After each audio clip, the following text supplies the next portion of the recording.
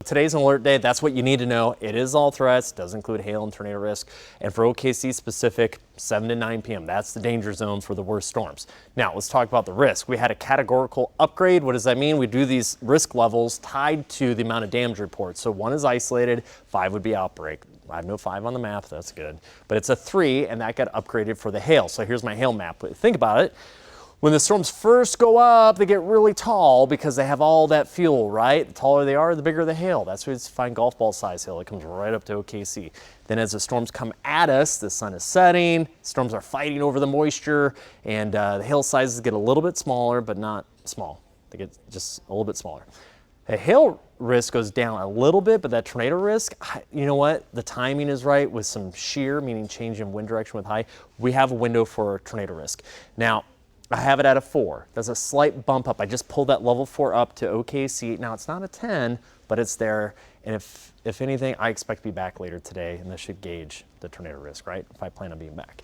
So I'll be in with Damon. And, we'll have Sky 5 out and Storm Command, all our crews. Now, the wind threat, I feel like as the storms merge into like a squall line, that wind threat would go up. Now, at any point today may rain. We have a 20% chance for the metro, maybe a little hail. And then western Oklahoma, a better chance, or that's not a better chance, a higher chance around 3 or 4 or 5 o'clock. Then those storms go up, they merge, they come into OKC, they come right down the turnpike, and that's where we're going to go a higher chance, but not 100 because the storms could break. And maybe OKC is on the northern edge of that complex, right?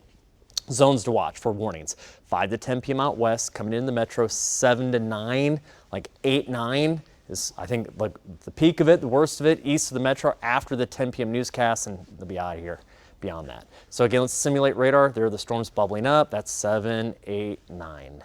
Yep, we'll be right in the middle of it. Now, even though the storms come in and they may merge, we still have that low tornado risk. And then again, after 10 o'clock, 11 o'clock, we're okay. We don't get enough rain out of it. I wish it was more because it has to last weeks. So western Oklahoma, not good for the wheat belt, 1/10 of an inch, quarter to half OKC, maybe a little bit more southeast. Temperatures right now, we are already mild, 60s and 70s. Looking outside, you can see the clouds zipping by in the south breeze. Winds are up today, south at 20. Again, noon, breezy. Thunderstorms possible this afternoon, but I have the red alert icons turned on, 7, 8, 9. Highs today in the 80s, despite that cloud cover, 40s and 50s tomorrow morning, and then tomorrow 60. Now that's cold front. North winds like 30 miles an hour. There's another cold front that comes in this weekend. We'll warm or recover 70s, 80s. Sunday's colder, big north winds.